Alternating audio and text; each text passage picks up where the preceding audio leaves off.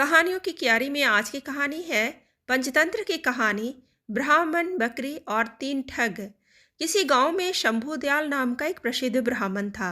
वो बहुत विद्वान था और लोग आए दिन उसे अपने घर में भोजन के लिए निमंत्रण देते रहते थे। एक दिन ब्राह्मण एक सेठ जी के यहाँ से भोजन करके आ रहा था। लौटते समय सेठ ने ब्राह्मण को एक बकरी उपहार में दी, जिससे ब्राह्मण रोजाना उसका दूध पी सके।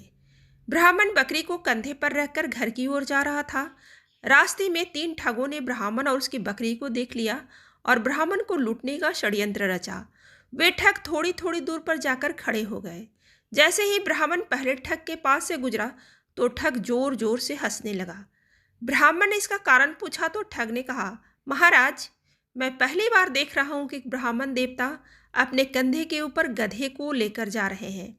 ब्राह्मण को उसकी बात सुनकर गुस्सा आ गया और ठग को भला बुरा कहते हुए आगे बढ़ गया। थोड़ी ही दूर पर ब्राह्मण को दूसरा ठग मिला। ठग ने गंभीर स्वर में पूछा, हे ब्राह्मण महाराज, क्या इस गधे के पैर में चोट लगी है जो आप इसे अपने कंधे पर रख कर ले जा रहे हैं? ब्राह्मण उसकी बात सुनकर सोच में पड़ गया और ठग से कहा, तुम्हें दिखाई नहीं देता कि यह बकरी है, गधा नहीं? ठग ने कहा, महाराज, शायद आपको किसी ने बेवकूफ़ बना दिया है, बकरी की जगह गधा देकर। ब्राह्मण उसकी बात सुनी और सोचता हुआ आगे बढ़ गया। कुछ दूरी पर तीसरा ठग दिखाई दिया। तीसरे ठग ने ब्राह्मण को देखते ही कहा, महाराज, आप क्यों इतनी तकलीफ उठा रहे हैं? आप कहें तो मैं इसे आपके घर तक छोड़ कर आता हूँ। मुझे आपका आशीर्वाद और पुण्य दोनों मिल जाएंगे। ठग की बात सुनकर ब्राह्मण खुश हो गया और बकरी को उसके कंधे पर रख दिया। थोड़ी दूर जाने पर तीसरे ठग ने कहा, महाराज, आप इस गधे को लेकर कहाँ जा रहे हैं?